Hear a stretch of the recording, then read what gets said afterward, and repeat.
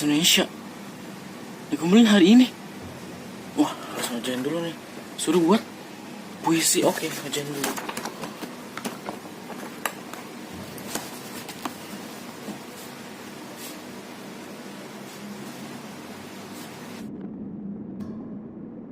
Saya juga. Nah, oke. Assalamualaikum warahmatullahi wabarakatuh. Hari ini saya akan membacakan puisi karya Wiji Tukul untuk tugas bahasa Indonesia yang berjudul Peringatan. Oke, so peringatan. Jika rakyat pergi ketika penguasa pidato, kita harus hati-hati. Barangkali mereka sudah putus asa. Kalau rakyat bersembunyi dan berbisik-bisik ketika membicarakan masalah sendiri, penguasa harus waspada dan belajar mendengar. Bila rakyat berani mengeluh, itu artinya sudah gawat. Dan bila omongan penguasa tidak boleh dibantah, kebenaran pasti terancam. Apabila usul ditolak tanpa ditimbang, suara dibungkam, kritik dilarang tanpa alasan, dituduh subversif dan mengganggu keamanan, maka hanya ada satu kata: lawan. Wiji Tukul 1986.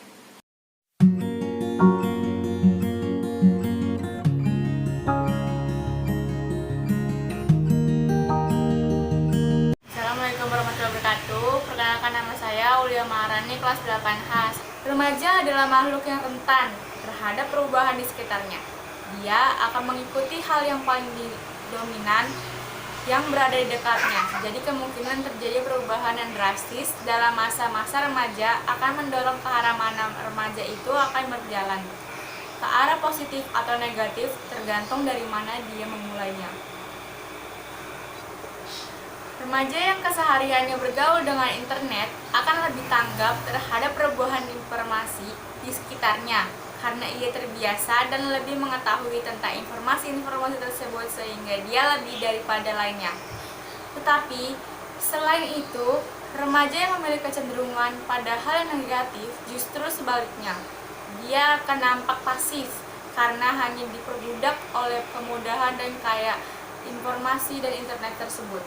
Maka dari itu, alangkah baiknya jika kita bisa dengan bijak menggunakan fasilitas ini dengan sebaik-baiknya dalam hal yang positif demi kemajuan diri dan pribadi kita. Dan selaku remaja, kita semua harus dapat menguasai teknologi yang sedang berlari kencang pada era ini.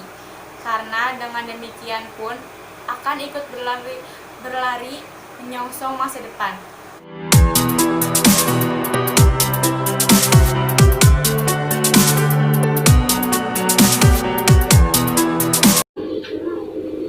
Assalamualaikum warahmatullahi wabarakatuh. Saya Ahmad Faisal dari kelas 8D akan membawakan sebuah berita. Berita tersebut adalah: dokter ini sarankan obat rematik untuk sembuhkan pasien corona yang kritis pada 7 Mei 2020 pukul 7 waktu Indonesia Barat. Baiklah, berikut data selengkapnya. Seorang spesialis penyakit paru-paru dari California, Amerika Serikat, membagikan kisahnya dalam mengobati pasien kritis virus corona menggunakan obat tocilizumab. Dokter yang bernama Imran Sarif ini mengatakan ia pernah merawat pasien usia 30-an yang memiliki gejala virus corona. Pasien tersebut mengalami perburukan yang cepat sehingga harus menggunakan ventilator. Di Amerika Serikat, tocilizumab yang biasa dipakai untuk mengobati rematik masuk ke dalam salah satu obat eksperimental virus corona. Teorinya, obat bekerja dengan menekan peradangan di dalam tubuh akibat virus corona sehingga gejala yang parah dapat ditekan. Kami sangat berhati-hati dan khawatir karena pasien ini masih sangat muda. Jadi kami segera mulai pengobatan secepatnya, kata Sarif. Dilansir Fox News. Setelah 5 hari dilakukan perawatan dengan menggunakan obat ini, kondisi pasien mulai membaik. Sarif menyarankan koleganya menggunakan obat tocilizumab pada pasien terinfeksi virus corona dengan keadaan kritis. Obat ini diklaim dapat mengobati virus corona dengan memblok reseptor dan mencegah pelepasan mediator inflamasi.